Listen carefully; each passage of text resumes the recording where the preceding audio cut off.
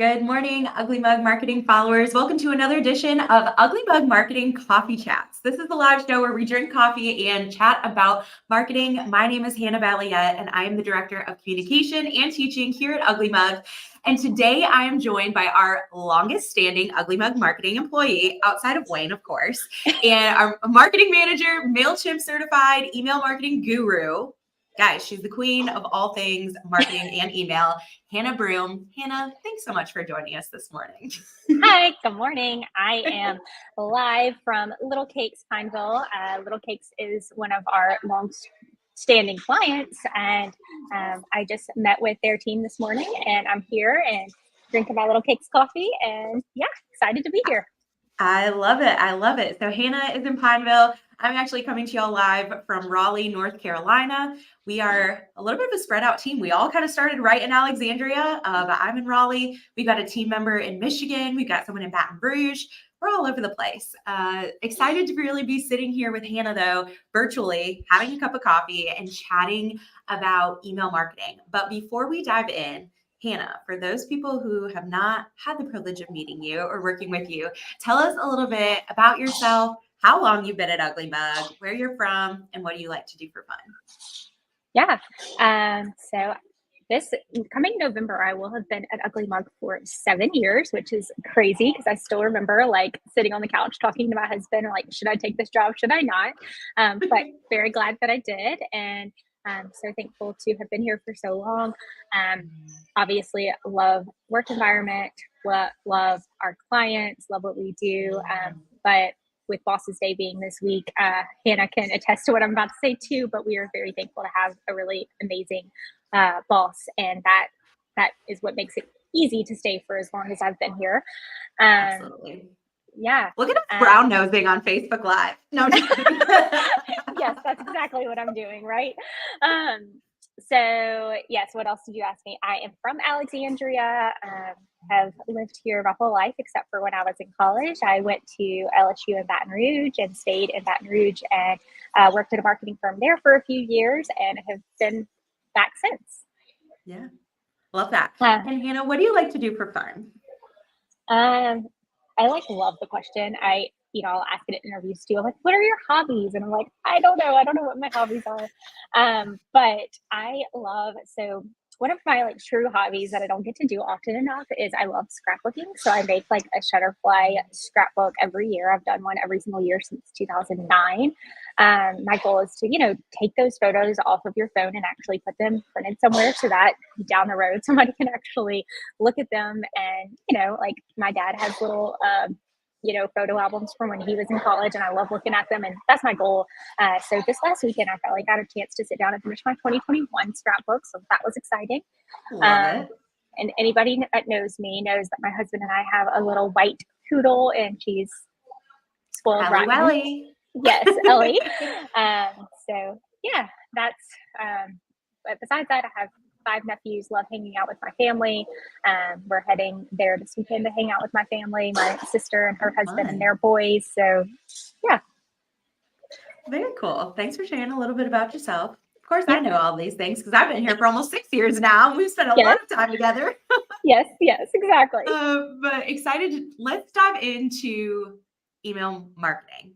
We sent out an email this week that was titled "The Scary Truth About Open Rates," and I think there are a lot of false beliefs around email marketing. People don't really understand it. They feel like it's spammy. We'll kind of get into that a little bit later, but just very like baseline level, like what is an open rate? What does it mean? And why is it important? Yeah, so just in super plain terms, I mean, an open rate is literally the number or percentage of people that open your email. And obviously it's important because you want people to open your email. And a lot of times the question I get asked is number of people that actually like what's a good open rate. So anything above 20% on average is really good open rate, which can seem somewhat disappointing. You're like, oh my gosh, I'm sending this out and only 20% of the people are actually opening it. But that's where our goal is to be. And Where do you see, I know actually I'll kind of skip over this a little bit, but I know because we can share it in the comments, but I know in the email that you sent out this week, there was a really good link to, I think it was on MailChimp, where it was like, hey, here are standards, different benchmarks. So I get it, like 20% is the standard across the board, but based on certain industries, there are various like benchmarks, right? Yeah, correct. And I actually have some of those right here in front of me because I wanted to talk about those. So, like in the restaurant industry, 19% is average. Okay. And like for Little Cakes, for our client that I'm here right now, we have gotten a almost double open percent rate. And so that's like a huge success. If 19% is average and ours is more than double that, that's a really good open rate. And Yeah. then what else I thought was super interesting is e-commerce is only 16%. And e-commerce is like my favorite. Really? Yeah, but Yeah. e-commerce is my favorite for email marketing because it's very we'll explain a little bit more tracking later, but it's very, you know, it worked or you know it didn't because the numbers are right there in front of you, and 16% is average for e-commerce. Wow. Okay. Very interesting. I would have thought that that number would have been higher and restaurant would have been lower. I don't know why, but that would have just Yeah. been my general assumption initially. Oh, I agree because, like, you know, if we're getting an email from, you know, a clothing boutique or something like that, I would have expected it to be higher too. Yeah, for sure. So, how can a business across the board, like, what are some steps that they could take to increase their open rates? Like, let's say they open up that link, go to MailChimp, and they're like, oh my gosh, I'm below the 16% average for e-commerce, or I'm below the 19% average for restaurants and coffee shops and things of that nature. What do I do? How do I fix that? Yeah. By the way, sorry for the blender and the espresso machine in the background. Real life coffee chat from a coffee shop, guys. Yes. What comes with the territory. Um, so to increase open rates, yes. So the two things that are the most important are that subject line. Okay. Well, not just two things. I'm not limiting myself to two things. So subject line is very, very important. Also the time of day that you send it. Sorry, guys. They're All busy, which good. means that our marketing is going well, and we're just gonna roll with it. Yep. Love um, it. yes, love to see our clients busy. So yeah. Okay, so open subject line is very important, and then also time of day that you send it is very important. Time of day and day of the week. So some Okay. times that are really good for open rates are first thing in the morning, so 5-6 a.m., or last thing in the evening, so like 8 p.m., because people typically open their phones, check their emails first thing when they wake up, and again before they go to sleep. And then Yeah. another good time of the day is like 10 a.m. or 2 p.m. because those are kind of like the lulls in the day when people maybe get a little bored and are Mhm. checking their email inbox. So what time and what day you send it is helpful for open rate.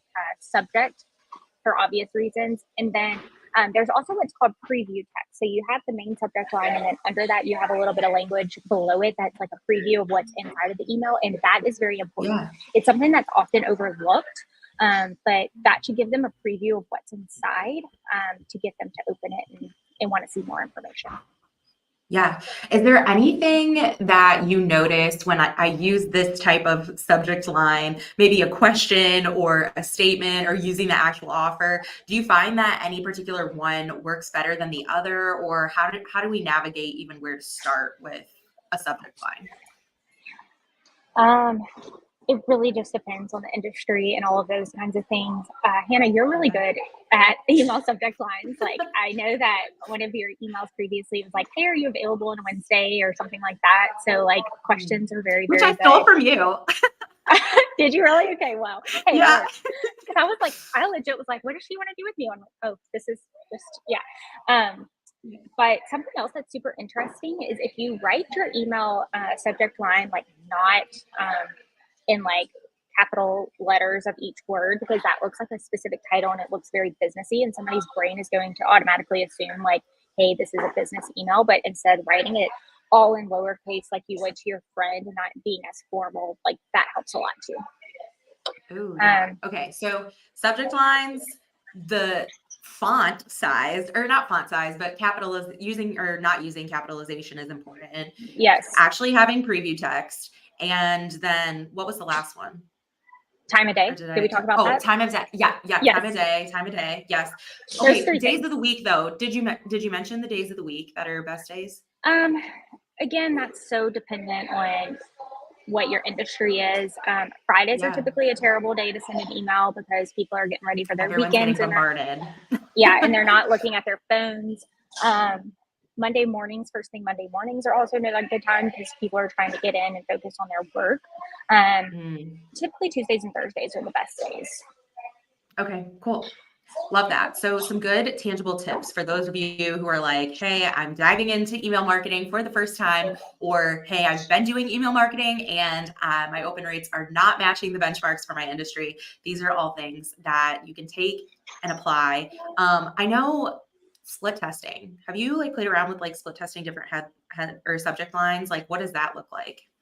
Yeah, you definitely can. I love split testing when it comes to like Facebook marketing and stuff. Hannah's laughing because she knows with a joke in the office, I love a good split test. But yes, you can do split testing. MailChimp is my personal favorite. One thing to note when we talk, sorry, I'm backtracking a second, but when it comes to email marketing, actually using an email software such as MailChimp or Constant Contact or Flowdesk, anything like that is not only is it important, it's actually illegal to send out mass emails without an unsubscribe button. So that is super important. You're going to hear me talk about MailChimp a lot just because that's my personal go-to. But within MailChimp, you can actually do split tests on subject line, open rate, content, a few different things. But what's really cool, so you can do it, they actually call it an A/B test. So in that A/B test, you can choose 2 different subject lines and send it to maybe 50% of your audience. So let's say you have 1,000 people. You can send 50% and then divide that by 2. So 250, get 2 different subject lines. And then whichever one has the best open rate, it would send that subject line to the remaining 500 people. So you can actually split test from within MailChimp and they do it automatically for you, which is really cool. Okay, amazing. So we don't even really have to think about it too hard. Yeah, it's all kind of set up. Yep, two two subject lines in. Yep. Okay, cool. I love that. Yeah, split testing is one of Hannah Broom's most favorite things to do. I like to split test too, but sometimes it can be really hard to like isolate and figure out what specifically, if you're not testing apples to apples, like if you're not just only changing the subject line or only changing the preview or only changing the content within the email, it can be really difficult to determine, well, what was it about that email that actually made it successful? So if you are going to do any level of A/B testing within MailChimp or whatever email service provider you're using, I would definitely recommend isolating and really just focusing on one key change every single time, because then you will never know what actually worked and what didn't work. And that's the cool thing about MailChimp is it won't allow you to test more than one thing at a time. It's just one thing. So that's very cool. Yeah, love that. So if a business is currently implementing email marketing, or let's say they get started, they're feeling inspired after watching this, they get started, they're like, okay, open rate can be a sign of success, but what are things that I should truly be looking for when it comes to making a difference in my business? Because at the end of the day, when you're marketing your company or your organization, you want to generate revenue, or if you're in the nonprofit space, you want to generate more donations. Of course, it's about staying top of mind and building a relationship with our customers and kind of having that other touch point in addition to social media. But how do we measure true success with our email marketing campaigns outside of open rates? Yeah, for sure. So like I said earlier, my personal favorite is whenever it's a retail client, you can actually connect like MailChimp to the Shopify or MailChimp to WooCommerce or BigCommerce or whatever. And you can literally see like this email generated this much in revenue or whatever. So it's very black and white and very straightforward when it's a retail client. But what it's harder is when it's not a retail client. So Little Cakes, for example, they're a retail client, but like most of their stuff, like a coffee, is not purchased directly through Shopify or something. Yeah, exactly. So how do you test it? There's a few different ways. Like maybe if you're including like a coupon within that email and you can say, hey, this many people redeemed a coupon that was from that email, that's helpful. But also just like we sent out a newsletter about, this specific type of coffee, and here's how, we saw a peak in this type of coffee, or, on the day that this email went out, a peak just in sales in general or those kinds of things. So definitely really correlating like the example of what day the email went out versus what the sales look like for that day and what they, if it was sent Mm. out on Wednesday, what does a typical Wednesday look like in comparison? Yeah, that's awesome. So being really intentional about looking at the numbers and knowing the metrics that you're after. Like if we're after an increase in coffee sales or increase in drive-through traffic on a Monday morning or a Tuesday morning or whatever it may be, hey, we're going to make sure that we're scheduling those emails to go out during those times so we can see, does it make a difference, or are people not opening it? Because that's a lead indicator to the success of the sales at that time. So if they're not opening it, how do we get them to open it? And then, if we had that above par open rate over 19% for the food and beverage industry, then okay, cool. Like, what did sales look like? So okay. I love that. I love that. And making that connection, obviously super easy to do with e-commerce. In the restaurant industry, just on the topic, we've worked with several restaurants over the course of the years at Ugly Mug. And one client that I worked with and helped with on email marketing, we did like a specific campaign around Thanksgiving meals and Christmas dinner meals. And that can be another really cool way to kind of tie in and track that revenue too, because if your restaurant offers catering during the holiday season, that can be a huge help. Little plug for our clients that do offer that, like Logan Farms. That can be a huge help to families if they're hosting or they're hosting for the first time and they're nervous and they've never cooked for that many people before. I know just like in the past when we've done these email campaigns for that, being able to say, hey, this many orders came in because of this email that went out. And another thing that we've done as a part of those emails was included a tracking number too. So we could say, hey, if somebody hit that call now button to place their order, phone number. They came because of the email, and that only place that tracking phone number was ever published was within that email. And a tool that we like to use for that is called CallRail. It's very affordable. And I would highly recommend it for any of you who are out there doing email marketing and you don't have a place where someone can place an order online. If you want them to call the restaurant directly or call your business, it doesn't have to just be restaurant industry. Definitely use a call tracking number. So that can kind of help you measure success too. Because if you're seeing the open rate was so high and you notice the more calls came in, but like, were they actually directly from that email? That can really help you make that connection too. So tying your success, like building that bridge between, my marketing efforts and revenue in my business. I find, and Hannah knows this too, but like, I find that is the gap always when people come to us. Like, they're just like, yeah, I'm doing all this stuff on Facebook or I'm sending all these emails out, but like, I have no idea if it's actually making a difference. Like, did we just like coincidentally have a spike in sales that day, or like, was it because of what I'm doing? So that can just be another way to like make that connection too, if you're not promoting something specifically, or if you don't have that like e-commerce business. So for sure. But one thing I also want to say is, yes, like those sales numbers, like at the end of the day, your business needs to make money. That's what keeps you running. That's what feeds your family. That's all the very, very important things. But just like with any other marketing, emails also help nurture your clients. So, giving them educational content or saying, get to know our team or all of those kinds of things. Like one thing Little Cakes does every single month is they rotate. But somebody actually does an introduction. You to talk about that. Yeah. Yeah. And so it's very personal. Like, hey, my family and I, this is our Thanksgiving tradition or whatever. And that, it just really makes you feel a connection. Like, hey, I know these people. They're not some random owners that you never see that are in the back of the kitchen and, you don't know their faces. Like we get to know them on a personal level. And for me personally, as like a consumer, like I love just getting to have that relationship. You want to purchase from someone that you know and you trust, and just building that know and that trust is so important with email marketing as well. Yeah, absolutely. And I think I kind of said this earlier, but it's just like that other touch point. We tell our clients a lot, not all of your eggs should be in one marketing basket. You should have a broader overarching strategy. Little Cakes is not solely relying on email marketing for the success of their business. They're doing So they're hanging out in the places that their customers are hanging out. They're being intentional about showing up on Facebook. They're being intentional about showing up on Instagram. They're showing up on email marketing. They're occasionally doing radio ads because the data shows that their customers are still hanging out in those places. And so that's where they want to show up.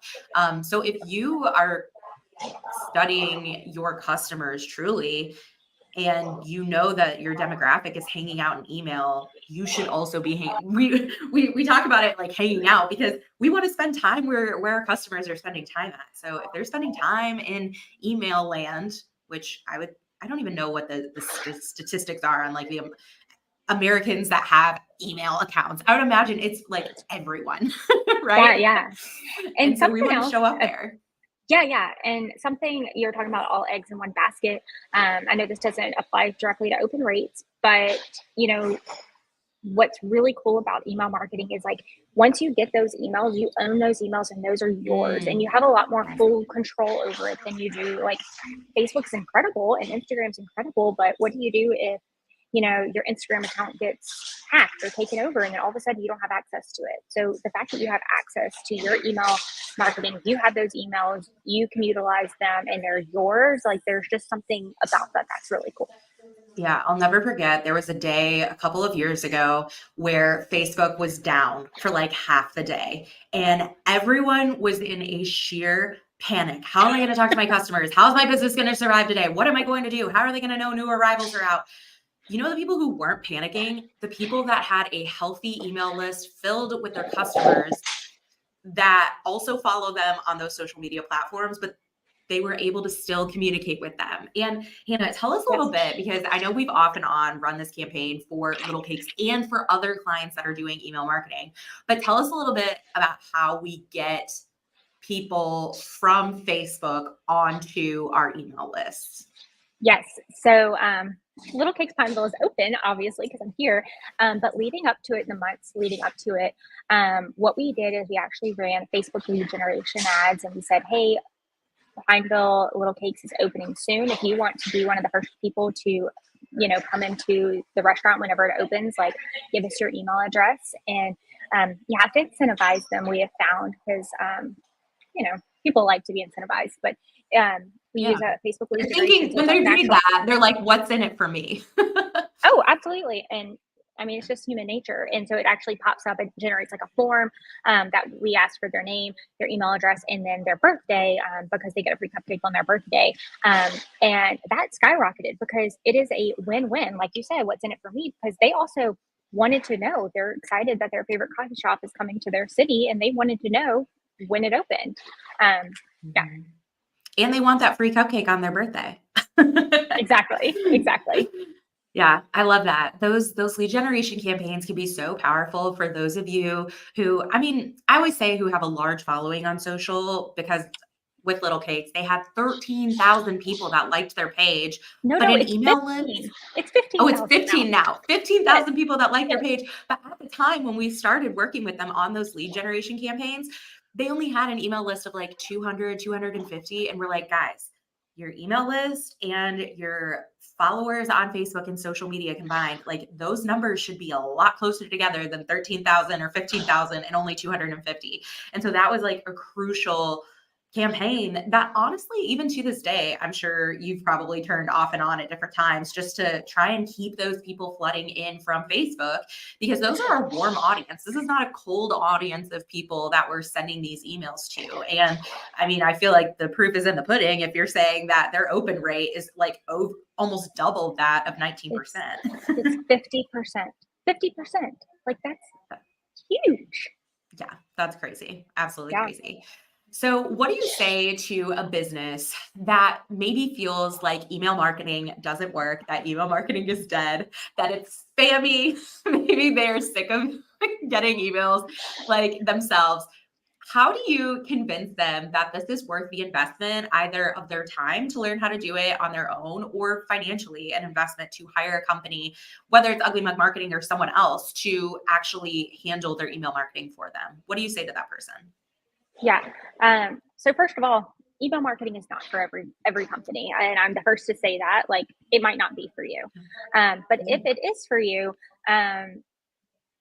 you have to be intentional. So kind of back to what we were saying earlier is don't always be selling, Mm, you know? Um, yeah. so you have to have a good mix of educational content, free resources, that personal touch, meet our team, and then sell. Because obviously you want to sell, but it can't just be all about selling because people aren't going to Yeah. open it as much. Yeah. A personal example, obviously they're not our clients, but if you're familiar with the Home Edit, the organization, Get Yes. Organized on Netflix, love them. And I am like on their newsletter subscription list, and they used to send out like a weekly email, and it had like some organizational tips at the top, and then at the bottom it said like, here's a link to some products that we recommend. And I know that those were what is the word? What's when you make commission off of the links? Oh, yeah. Yes, I know what you're talking about. Yeah. It's So like in their like to know it. They're making money off those. yes. Yeah. So I recognize that they're making sales off of that, but it seemed very legit to me because they were giving me organization tips and then saying, here's the link to purchase these products. Loved that. Mm, But then here lately, they've been like sprinkling in some like very, very sponsored posts, and it's just like way out in left field. And I'm like, it doesn't feel as authentic. So, you know, mm. selling something that's very authentic and something that you genuinely care about versus just partnering with something that's very random and doesn't make sense. So just being very specific and authentic to your audience and what you think that they would actually care about. Yeah, one of our clients, we don't handle their email marketing, but our client, Sweet Baton Rouge, Meredith, I feel like does an excellent job of Yes, still maintaining that like personal touch and making us feel like we're getting to know her and the Sweet Baton Rouge brand better, while also still having that sales touch in there too. Because ultimately, at the end of the yes, day, yes, we want to see sales coming from our email marketing efforts, but Meredith does a really good job of blending the both of those together so that we're having a true Sweet Baton Rouge authentic experience. absolutely. Yep. And she's all about like beat Bama. And so, her target audience is LSU fans, and LSU fans want to beat Bama. And like that messaging just like makes you feel like you're part of the team. Yes, yes, I love it. Let's see here. Last question for you. We're coming to the tail end, but can you talk through a couple of examples of email marketing campaigns that you've run and that have been really successful for your clients? Yeah. So it's, October. And so this has been a while, but one just true successful story that I love to talk about is Little Cakes whenever it's Valentine's Day, which one of their biggest days of the year. Mm, And it's not that they wouldn't have gotten sales because I think, it's one of their biggest days and it's always traditionally busy for them, but people weren't pre-ordering online. And we wanted people to pre-order online so that they could, yeah. purchase inventory and just be prepared. And so a few days before, Valentine's Day, we were like, hey, don't forget to place your pre-order. And that was a direct link to purchase, pre-order online. Bless you. Thank And you. we saw such success from that because it was almost no pre-orders to the second the email came out, the pre-orders just skyrocketed. And it was Mm, just very short and sweet. Don't forget to place your pre-orders. Here's a link. And so, I genuinely think people were going to come in the store and purchase something anyways, but having that simple reminder and that simple call to action really benefited people so that they could take that step and actually purchase their Valentine's Day stuff. yeah, and I'd imagine that helped their team be better prepared and probably like Oh, a absolutely. smoother pickup and checkout and prep process, like all of that stuff behind the scenes that happens in order to make sure that somebody gets exactly what they're looking for, whether they want the cake balls or they want the heart-shaped cookie cake, which is my personal favorite that they have on Valentine's Yes. Day. You know, I yes, like it's so beneficial for a variety of different reasons, like customer experience, but also prepping. Yeah, for sure. And then another client that we work with is Louisiana Women in Agriculture. So we are helping with their event planning for their conference in March. But we are also helping with their email list and their email marketing and their social media marketing, Facebook, Instagram. So one thing that we really try for them is we want to be ever present in their email inbox 12 months out of the year. We don't want to just like be crickets and then come February say, hey, our conference is coming up, buy a Mm, ticket to our conference. So we want to constantly be in their inbox throughout the year. So what's really cool is like, to me, this is like the biggest honor whenever I got an email from a few different people saying, "Hey, can you add me? Like somebody forwarded me this and I want to be a part of that newsletter." Like that's like such an honor, like somebody being really excited to join that newsletter. And Yeah. so Because they see and those value in it too, right? It's exactly. not spammy. Yeah, and this is we're not asking them to buy anything. It is educational resources, some, seasonal tips on your produce. It is meet our board. There's like it's not as prevalent right now because the drought's gotten a little bit better. But when it was a really bad drought, like what you need to do as far as like fires burning and stuff, and it's just educational content. And Yeah. people were really excited to get it, and the open rate was huge. But so maybe we're not seeing sales right now. We're not selling anything, but I would predict that when it comes time to purchase tickets for the conference, these people are going to be more likely to purchase the tickets to the conference because they know and they trust us based on the content and the open rate of those emails. Yeah, and they see value in what you've been providing them thus far. So when you're promoting an event, it can only be assumed that that event is going to be even Yeah, more valuable come that exactly. time, right? Right? Because there's so many experts I know that get brought in, and it's a huge conference. And I think it also speaks to really knowing what your audience cares about and what they're passionate about. Obviously, with Louisiana Women in Agriculture, it is pretty obvious what they are passionate about and what their interests are. But I'd imagine that sometimes, like with Little Cakes, it's like my whole life is not dedicated to eating coffee and cupcakes, right? And so you have to truly and deeply know your customers in order to provide a valuable newsletter or any type of email content because you can't try to speak to everyone. I think that's a quote that Yes, we've talked about at Ugly Mug. When you try to talk to everybody, you end up talking to nobody. correct. Yep, Right. And so really deeply knowing who that customer is or who that person on your email list is so that you can better speak to them is super important. for sure. For sure. Yeah. Well, we went 2 minutes over today, which is probably a record for me because I know how to talk. That's why I have to have some questions and some notes for myself personally to make sure we don't go too off the board. But for those of you who joined us live, or if you're watching this after the fact, thank you so much for taking some time out of your day. We hope that this was valuable information and content for you as you are navigating the crazy world of marketing for your business, but specifically email marketing, diving into those scary truths behind the open rates. Hey, that's not everything when it comes to your email marketing strategy. You need to be able to see true results for your business, and you need to have a true goal in order to determine what that success is looking like. Open rates are important, and we gave you some key ways to improve those open rates, like making sure that you have a good subject line, making sure that you are using that pre-heading, that you're setting up your campaigns to go out at a time and a day that is advantageous for your business. Gosh, Hannah, thank you so much for your time today, for joining us live too from Little Cakes. Like, I feel Yes. like you get like extra coffee chat bonus points for doing that Yay. alone. If Of you course. guys want to connect with us or learn more about email marketing or working with Ugly Mug in any capacity, you can reach out to us on our website, uglymugmarketing.com. Or if you just have any email marketing questions in general, if you're like, hey, this is my open rate, or hey, can I forward you one of our emails and maybe you give me a little feedback? Yes. We would absolutely love to do that. Send us an email or connect with us on our website, or you can just take a screenshot and slide into our DMs on Facebook or Instagram, or shoot us a message on LinkedIn. We'd love to connect with you that way. Hannah, thanks again, girly. It was so Of nice to see course. you today. Cheers. Cheers.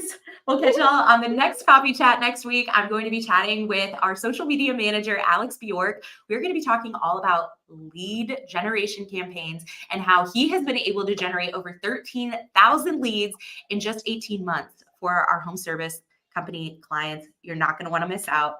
We'll catch y'all next time. Bye. Bye.